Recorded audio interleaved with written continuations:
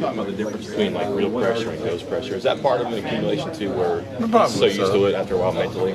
I mean, probably so. I mean, I don't know. I don't have all the answers. I really don't. You know, I mean, you go through. I think he's not the only one where the season. We have a lot of people that took a lot of snaps this year. So I mean, obviously at this point in the year, rest is important, but you still got to get your work in too.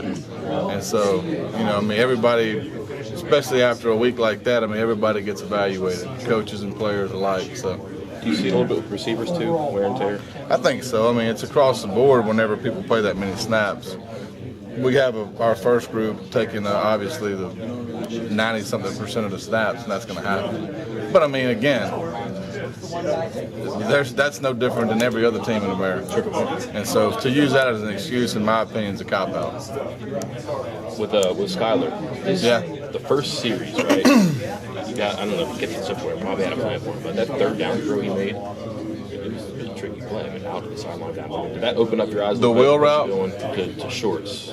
Yeah, that was a good throw. Is that like not a game changer, I guess, but that let you guys say, all right, he's I think when you go in, especially when you're a backup and you go in, it's important to have some success early. And for him to make that throw, which was a good throw, I think everybody was just like took a deep breath, was like, all right, let's just play ball. I kept thinking on Saturday about how big his hands were in that whole conversation you had back. Yeah, he's got some big hands. For a short guy, he's got big hands.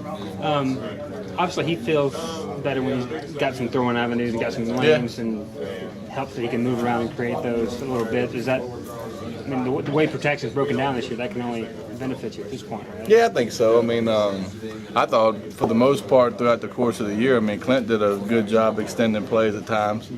And so I think that's something that he's going to do a good job of. He did a good job Saturday. Skyler did, and I think it'll continue doing that. I mean, if his number's called, he'll keep doing that.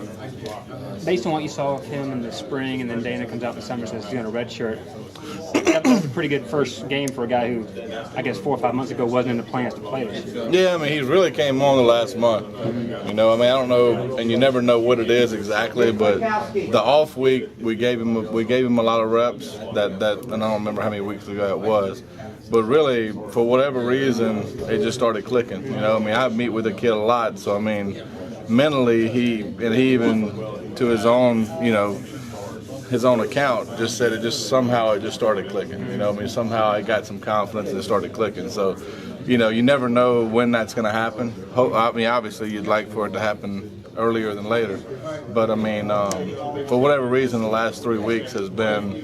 You got progression, but the last few weeks has been bigger strides, and so kind of saw it at practice. So it wasn't really surprising when he went in there and played well. He's been playing well at practice. Those practice reps are pretty much just drills and 7-on-7, right? It's not like full go live, is it? Well, I mean, not full go live, but it's 11-on-11. Okay. So I mean, we give backups a lot of reps, probably more than most.